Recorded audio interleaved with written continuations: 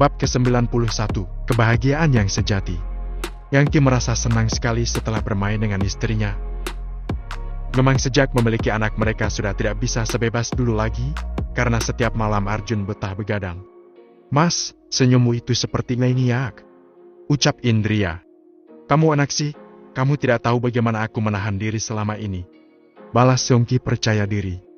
"Dan lebih keren lagi Miftah, sungguh dia adalah lelaki yang sangat hebat," ujar Indria jujur.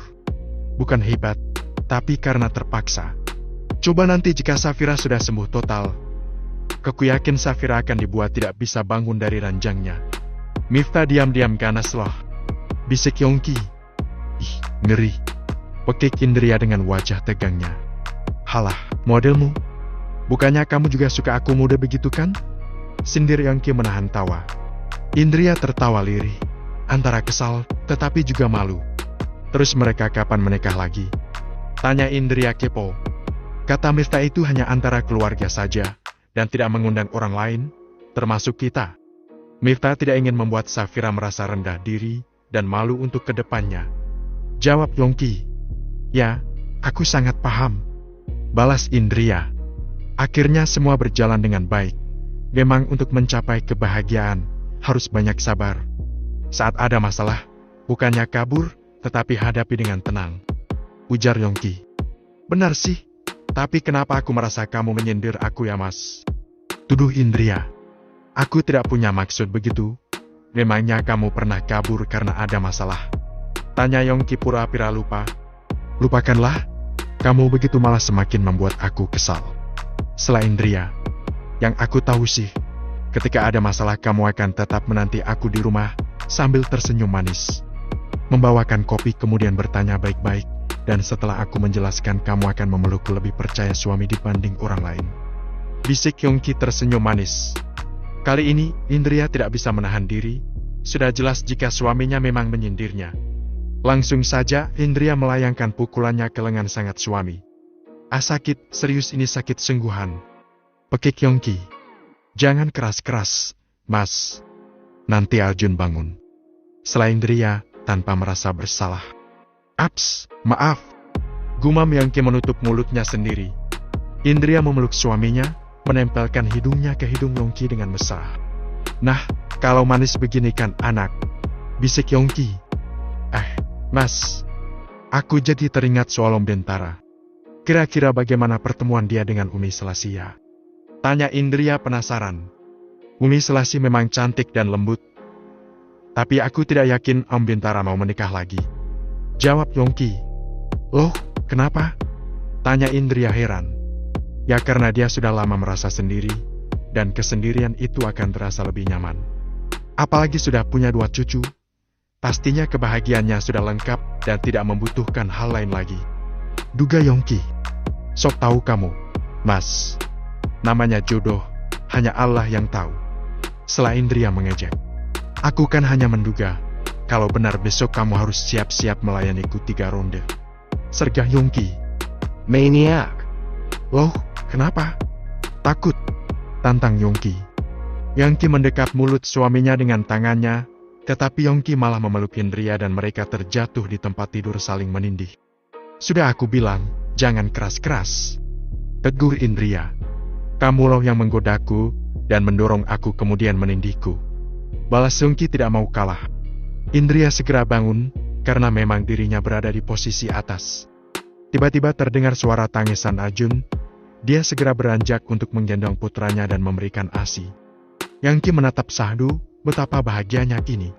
Setelah kehadiran seorang putra, hidupnya terasa begitu sempurna. Tidak ada hal lain yang dia pikirkan selain untuk istri dan anak tercinta. Senakal-nakalnya lelaki, memang ketika sudah menemukan seorang wanita yang dicintai bisa tunduk dan berubah dengan sendirinya. Apalagi jika sudah memiliki anak, kebrutalan dan keangkuhannya bisa lenyap total. Itulah yang dirasakan oleh Yongki. Apa yang diduga oleh Yongki memang terjadi. Bintara sama sekali tidak ada niatan untuk menikah lagi. Awalnya Bintara sangat senang ketika putranya memberi hadiah sajadah, baju muslim, Al-Quran, dan juga sarung. Bahkan ayah mertua Safira itu juga sangat semangat ketika diajak mengaji ke pesantren bersama Ghazali dan Fatimah. Akan tetapi sepulang dari pengajian Bintara, malah banyak diam dan sedikit kesal pada Miftah karena dengan sengaja mencoba mendekatkan dia dengan Umi Selasih. "Ayah, apakah Umi Selasih kurang cantik?" tanya Miftah penasaran. Bintara diam, malas menanggapi Miftah. "Ayah, kalau memang Umi Selasih kurang cantik dan menarik, nanti akan aku carikan lagi yang lebih," sela Miftah. Bintara langsung mengurungkan niatnya untuk masuk ke kamar, melainkan menatap kedua bola mata Miftah dengan lekat.